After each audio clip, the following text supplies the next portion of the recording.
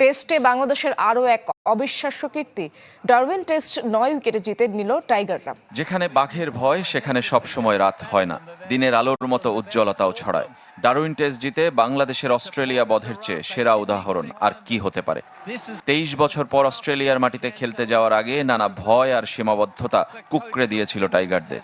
সঙ্গে জিম্বাবুয়ের কাছে হারের অভিজ্ঞতা আর প্রস্তুতি ম্যাচে বিপর্যয়, সমালোচনাকে সঙ্গী করেই নেমেছিল সফরকারীরা।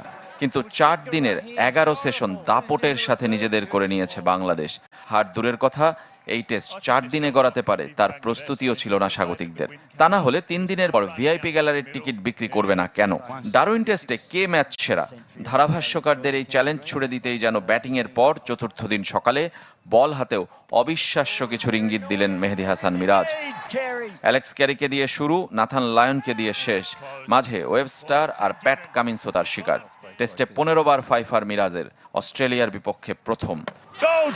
অজিদের মাঠে 7 বছর পর কোন সফরকারী স্পিনারের 5 উইকেটের কীর্তি এটি। এক টেস্টে পেসার হাসান মাহমুদের পর স্পিনার মিরাজ, এটাও বাংলাদেশের ক্রিকেটে নতুন।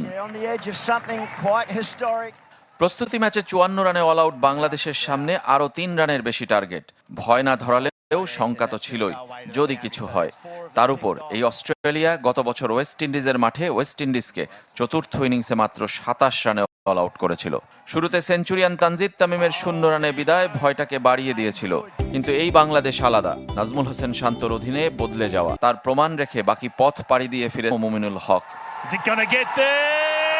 বাঘের ভয়ে কুঁকড়ে না গিয়ে নিজেরাই অস্ট্রেলিয়ায় গর্জন তুলেছে বাংলাদেশ, যা দেখেছে সবাই, ছড়িয়ে পড়েছে পুরো বিশ্বে।